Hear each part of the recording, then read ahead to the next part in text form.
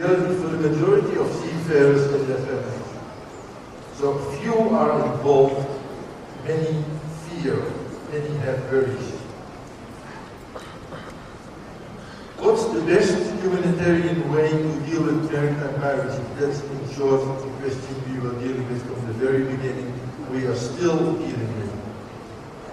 We talk with many seafarers. That's the base of our program. I explained to you already. We talk with them in the Philippines, in India, in the UK, in the Netherlands, and also in the Ukraine. And their stories are very important in the development of the programs. Of course, consultants are important, but the base of our program is listening to seafarers, families who were involved. Maritime piracy, I want to quote, it's not printed on the screen, but I think one seafarer stated it very clearly.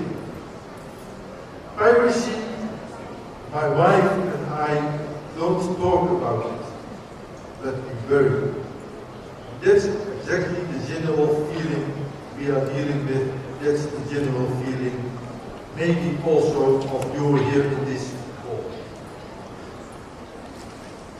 Fortunately, there is a minimum chance that we will be victims. I will come to the figures a little bit later. But when we bury, we think about the question, what if? We think about what about our colleagues at this moment at sea? What about the Filipinos at this moment on the Somalian coast? We worry about it. We also worry about what could be the solution. And fortunately, in our program, we are not dealing with this because the solution is very, very complicated. And then I want to inform you a little bit about the philosophy or the thoughts behind our program. If you look at this schedule, you will see that the schedule is like our logo. And if you remember one thing from my presentation, this part of my presentation, is that you will remember the logo. Because the logo is the philosophy of our program, but it is also a process that you can experience by yourself when you are going through a traumatic crisis, when you are losing children, or when you have a bad accident, or when you are not able to work anymore.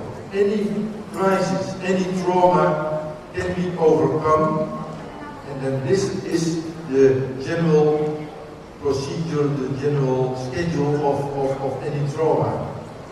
There is a pre-crisis phase, a phase where we think nothing is happening yet. But still, it's the phase we are in right now when we are worrying. And then suddenly there is a crisis. And the first human reaction of a crisis is shock. What's happening to me? And in the period of shock, you don't know what you are dealing with. You cannot understand it well. You are quite emotionally. You don't know that you are living, or despite the shock, you don't feel abnormal. You think I'm not I'm not myself anymore. That's the period of shock. After the period of shock, the period of realization is there. Oh, is this happening to me? That's another stage. After the period of realization, you acknowledge what to do, what's happening to me. You think about your training, you think about what you learned, you think about the past. You are going to discover similarities, you are going to discover differences, and so this is the way you are going through the process of the crisis. And at the end of the crisis, there is adaptation. Elderly people amongst us, I think they can tell us a lot of stories about their life where they were dealing with this process. This philosophy is an all-human philosophy, is an all-human process shared by people all over the world, whether we are in the Ukraine, whether we are in India, whether we are in the Philippines, or whether we are in Holland. In the first period before a crisis, and now we are coming to our program, you can work on your resistance. You build up your resistance to when a crisis is there, you are resilient, you know, you are a strong person, you are a strong family, you are a strong group. After that, we used another word, the 3 R's, recovery. Resistance, resilience, and recovery are the most important words in our program. I'm not going to explain this psychological language because then I have to read it, but again, it's about resistance, it's about resilience, and it's about recovery. When we started our program, we talked with seafarers and also we invited a group of experts. And the experts were dealing with crisis, were dealing with piracy, and we brought it together in Hong Kong. And we were having a wonderful, but also a very tough weekend. And we said, okay, what are the needs of the seafarers? What are the most important needs of seafarers when they are affected by piracy? And we discovered, and we talked about the question, what are the most important needs of seafarers' families? Because that's, I think, the exact theme of this convention. A seafarer is nothing without his family. So when a seafarer is suffering on piracy, his family is suffering. We come back to this. What are the most important needs of seafarers before piracy, during and after? Seafarers' needs before piracy, I think they need to be trained and they need to be briefed. That's important. When an untrained seafarer is facing piracy, he doesn't know how to react. A seafarer needs to have some knowledge about piracy, and the boy was telling us in a very nutshell the most important figures about piracy. Seafarers need to know that. A seafarer before piracy needs also assurance. He's working for a company, he's working on a ship, he's working in the middle of the ocean, but he should be assured that his land-based organization is doing everything they can to assure that they will deal in a good way with the piracy.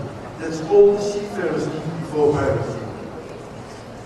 Seafarers need during piracy. When they are trained, they should comply with those training. That's very important. They should be aware about how piracy acts, how pirates are acting, and how they react, and what's the best way to deal with that. We can organize whole conferences about this, but these are the most important words. They should be aware of response and reaction. Very, very important, we heard from the stories of seafarers, is that their on a ship is leadership. The captain or any other leader is very, very, very important during the period of piracy. And what Ron also mentioned, once you are pirated on board, then it's very important to maintain normality. I go to the seafarers' needs after piracy. They should be reassured about company procedures, that the company is doing all the best they can to care for them. Seafarers need after piracy, they should understand their own behavior. They should understand what they were dealing with. And they should be aware that sometimes they will come out of the piracy period as another person. They should be aware of that. And when they come out as another person, this has an influence, an impact of change on the family. And what also is important for seafarers is that they know how they can explain what happened to their children. I go to the needs of the families because this is a family convention. Family needs before piracy. I think it's important for every family that they know what will happen in the event of an incident. And that they were assured that they will be assured of appropriate support. That they know that their husband is working for a company and that the support is arranged and well arranged. That's the need of seafarers' family. Family needs during. It's the most complicated time for a seafarer's family when their husband is pirated. And a shipping company should give them good information, accurate, reliable, confidential, and timely. And again, this is very important and we are working on this in our program. There should be arranged one person who is dealing with one family. That's very, very important. During the whole period of piracy, there should be one or two liaison representatives, and they should be competent, they should be trained, and they should be trustworthy. And during the period of piracy, seafarers' families should have support, very practical, should be ongoing communication, and there should be psychosocial support available. After the period of piracy, again, reassurance of company procedures, understanding what happened, awareness of the possibility of change in the seafarer and the impact of change on the family. They will come out as a different person and they will not be the same person after the attack when they come home and how they left. And they should explain to children. And Moses waiting for me.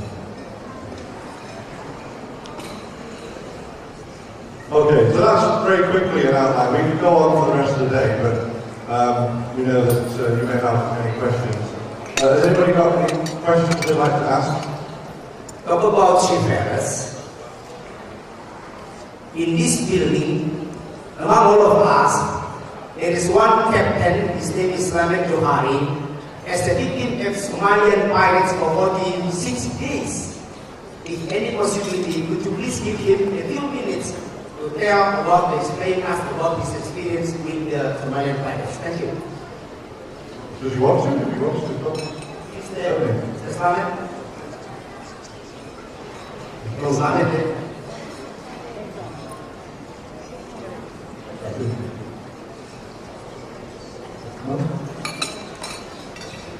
No, okay, fine, no worry. It's not easy talking about things like that on a stage. I do it all the time. We want you to go and have your coffee, that's the main thing now. And I think we should end on Tone's last slide here, because what's important, as the captain just shown, is at the end of the day, whatever we do about piracy, it remains the seafarer's responsibility. Yeah, they must decide what they do about it. They must decide what help and assistance they need. Our program hopes to be able to offer that help and assistance if they need it, and indeed to make it available to them. That's what we're trying to do. As we said earlier on, we're struggling at the moment to try and get information about what is happening. What is happening in piracy. There tends to be a very wall of silence when seafarers come home. We can usually tell you how many seafarers have been on board a ship, but we don't know who they are. The part of our program recognises those seafarers are not numbers, they are people.